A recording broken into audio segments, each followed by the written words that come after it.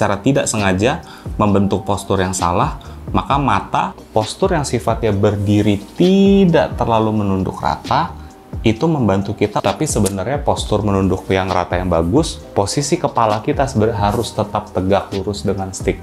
Kita harus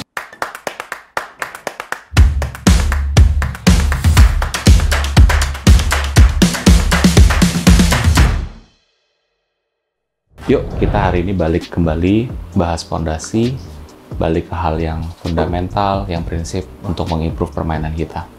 Nah, teman-teman, hari ini gue pengen bahas salah satu subjek yang cukup banyak ditanyakan sama beberapa subscriber maupun orang-orang yang ketemuan sama gue di venue. Salah satu part komponen soal fundamental yang cukup favorit untuk dibahas adalah sebenarnya kalau kita bicara masalah postur, teman-teman, sebenarnya berapa besar sih postur atau besaran kita dalam menunduk saat kita membentuk stance. Ada beberapa pemain yang kita mungkin masih sering lihat, atau teman-teman atau Anda sendiri, yang posturnya relatif masih agak tegak dalam membentuk postur final sebelum melakukan pukulan. Ada juga yang memang memilih untuk menggunakan pendekatan postur yang jauh lebih populer, yang jauh lebih favorable dan sering kelihatan oleh para pro player di luar sana, yaitu posturnya flat, menunduk rata sampai rata dagu.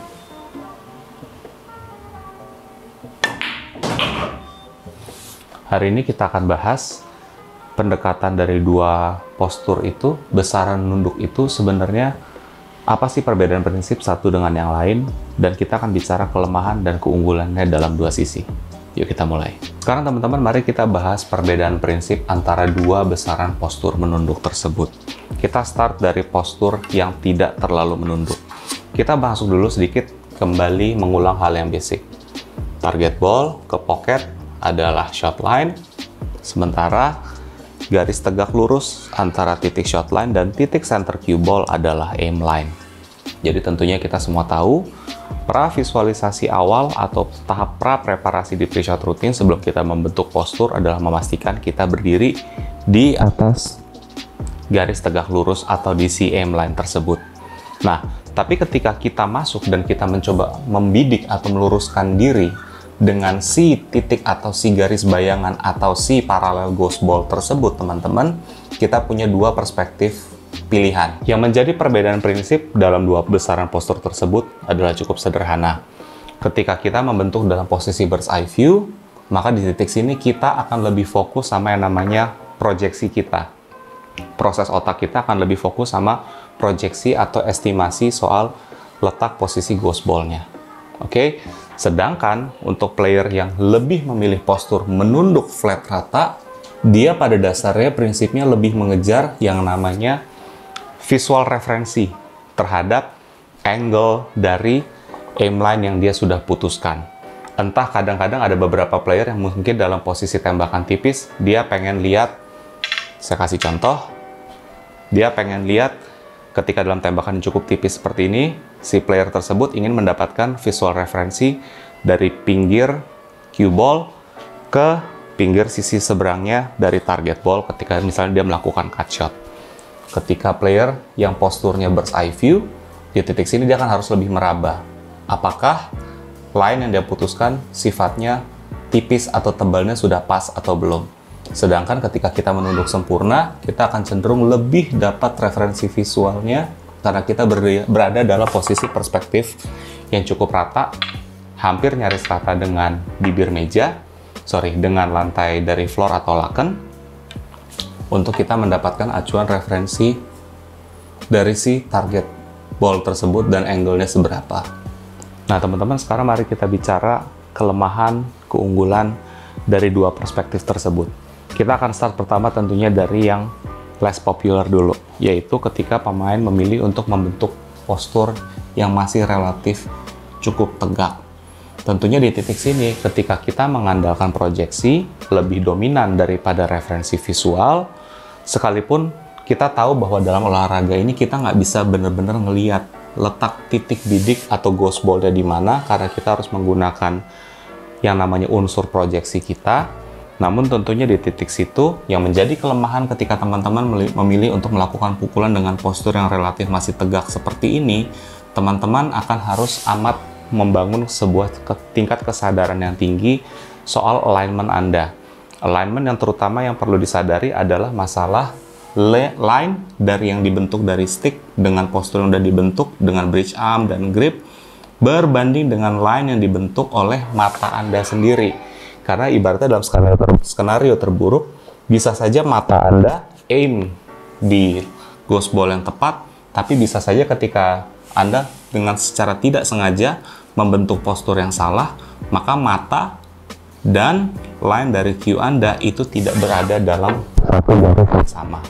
Namun, ketika kita balik sedikit ke hal dasar yang saya sebutkan di awal, pada saat melakukan tahap pra-visualisasi sebelum kita membentuk postur, apabila titik penentuan si aim line atau si ghost ball itu sebenarnya kita putuskan dalam kondisi masih berdiri tegak, maka teman-teman sebenarnya postur yang sifatnya berdiri tidak terlalu menunduk rata itu membantu kita untuk cenderung tidak kehilangan visual atau referensi visual dari apa yang kita sudah putuskan pada saat berdiri, berbanding dengan pada saat kita membentuk dengan postur yang cukup rendah.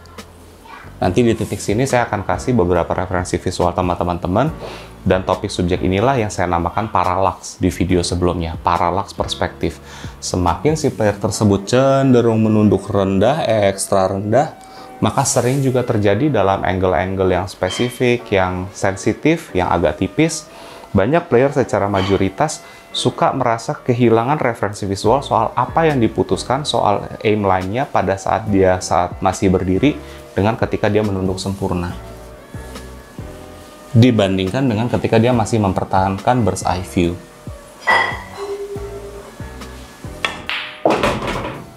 Nah, kalau sekarang kita bicara soal perspektif yang lebih populer, yang teman-teman tentunya sering lihat dan dilakukan oleh banyak pro player di luar sana, pemilihan keputusan untuk melakukannya atau membentuk yang namanya postur menunduk sempurna bahkan hingga rata dagu di titik sini teman-teman, itu tujuannya satu, selain yang saya katakan, untuk bisa mendapatkan acuan referensi visual setajam mungkin dari aim line yang kita sudah tentukan, tapi sebenarnya postur yang kalau bentuknya menunduk rata sempurna itu bertindak sebagai sebuah acuan otomatis di mana center visual kita itu pasti tegak lurus, pasti simetri dengan cue kita. Ketika pemain belum terlalu terbentuk terkait posturnya, dalam skenario terburuk, saya kasih ilustrasi terburuk, visual matanya dengan posisi line cue-nya bisa saja tidak lurus simetri sempurna. Ingat teman-teman, 1 mikron, 2-3 mili shifting akan membuat trajektori target cue ball berjalan cukup jauh. Kita belum bicara masalah cue action di sini, kita belum bicara masalah kualitas stroke. Tapi berdasarkan referensi visual di titik sini, teman-teman bisa lihat bahwa semakin tinggi jarak, semakin tinggi gap dari yang namanya mata ke cue kita, maka di titik sini teman-teman akan memiliki jaminan yang akan rendah soal seberapa lurusnya acuan referensi center Anda, mata Anda, dengan stick Anda. Tapi teman-teman, kalau kita mau bicara masalah keunggulan postur menunduk yang flat rata, apakah sisi-sisi keunggulan yang saya sampaikan itu hanya akan berkaitan dengan masalah visual atau sighting atau line of sight, hal-hal yang berbau aiming dan penglihatan sighting aja? Nggak juga teman-teman. Para pemain pro juga memilih untuk membentuk sebuah postur yang rata. Pada dasarnya itu juga punya benefit tersendiri terkait nanti dengan masalah cue action mereka. Yaitu, kalau teman-teman perhatiin, pemain yang bisa membentuk postur menunduk yang rata, kita akan bicara sedikit masalah elbow drop yang kita suka bahas kemarin, di mana prinsipnya memang saya katakan elbow drop itu lebih penting masalah timingnya, bukan masalah terjadi boleh atau tidaknya. Tapi di titik sini teman-teman juga perlu paham, semakin rendah si player tersebut menunduk membentuk postur, maka bisa dipastikan bahwa kalau teman-teman lihat elbow saya, itu posisinya pasti berada di bawah dari line mata saya. Sedangkan kalau kita bicara postur yang relatif berdiri setengah menunduk, maka di titik sini teman-teman pasti tahu, paling tidak pasti level mata saya itu berada antara rata maupun di bawah dari sudut elbow saya. Sehingga di titik sini memang, nah, kecenderungan untuk kita mukul dan kita ngedrop elbow kita atau kita melakukan rotasi bahu itu relatif lebih tinggi secara alami atau secara natural. Kalau kita bandingkan dengan postur yang sifatnya menunduknya super rata, di titik sini, postur seperti ini sebenarnya akan bisa membantu kita merangsang untuk kita memastikan ketika saat kita melakukan final swing, kita akan lakukan dengan forearm, sehingga elbow drop kita bisa kita kendalikan. Maka di titik sini juga memang bahwa kalau kita bicara postur yang menunduk lebih rendah, lebih flat rata, itu juga sebenarnya punya manfaat untuk membantu cue action atau timing kita supaya bentukannya lebih bagus. Sekali lagi ya teman-teman ya, flat rata, dan postur menunduk sempurna.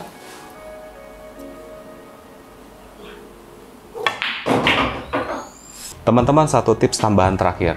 Banyak juga beberapa player yang datang ke saya, khususnya yang mungkin usianya juga sudah tidak terlalu muda dan bilang, "Mas, saya nggak bisa mukul nunduknya flat rata kayak begitu. Pinggang saya sakit, punggung saya sakit, atau nanti ibaratnya saya gampang limbung atau goyang atau apa." Nah, teman-teman, saya mau address sedikit soal masalah kemampuan fisik kita untuk membentuk sebuah postur menunduk yang flat rata. Pertama-tama, memang kalau secara prinsip kita bicara fleksibilitas dasar saya tentunya pastikan nggak bermasalah. Jadi teman-teman bisa lihat, saya bisa dengan kaki yang lurus bisa nyentuh dari ujung kaki saya tanpa masalah. Tapi di titik sini sebenarnya kalau kita mau bicara fair, postur untuk menunduk sempurna, apalagi untuk orang-orang yang relatif tingginya 170 ke atas, di mana sudah pasti core dari hipnya dia atau hip jointnya dia itu berada dalam posisi lebih tinggi daripada meja. Sebenarnya kalau mau bicara membentuk postur menunduk sempurna, problemnya itu sebenarnya bukan di punggungnya teman-teman, bukan di fleksibilitas punggungnya, tapi sebenarnya akan lebih suffer di lehernya dia. Ya, ini postur tegak. Ketika saya harus turun. Nah, di titik sini sebenarnya otot mana yang strain? Otot leher sebenarnya teman-teman. Yang karena gini, ada satu pendekatan yang penting yang saya juga krusial dan saya perlu tekankan sama teman-teman.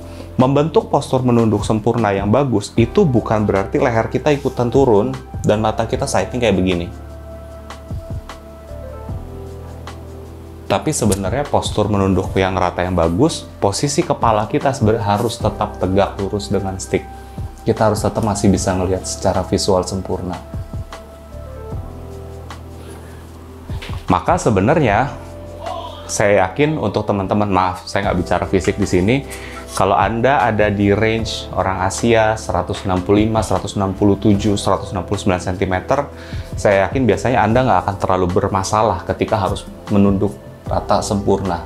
Dengan acuan sekali lagi teman-teman, level kepala di atas. Jadi kita tidak cenderung nunduk dan mata kita mendelik ke atas. Karena di titik sini kita akan susah untuk kunci fokus.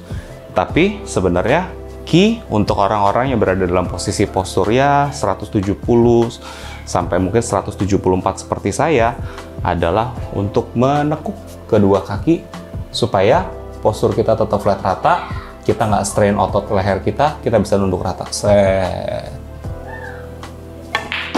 Atau sebenarnya solusi kedua untuk teman-teman yang punya kesulitan, karena jujur aja meja di Indonesia, meja 9 feet-nya itu sedikit lebih pendek daripada apa yang ada di standar internasional. Opsi teman-teman ada dua. Satu, teman-teman bisa tekuk dua kaki seperti saya. Dua, teman-teman bisa belajar untuk melebarkan step atau tapaknya pada saat membentuk stance. Dua opsi ya. Jadi antara gapnya yang dilebarin, atau ketika misalnya gapnya nggak bisa dilebarin karena udah menjadi habit, bentuk postur alami, tekuk turun. Oke, sekian teman-teman untuk sesi video hari ini soal kalau kita bicara opsi pilihan postur dalam besaran menunduk. Yes, semakin kita bisa flat rata memang adalah punya lebih banyak kelebihan atau keunggulan dibandingkan dengan kelemahannya.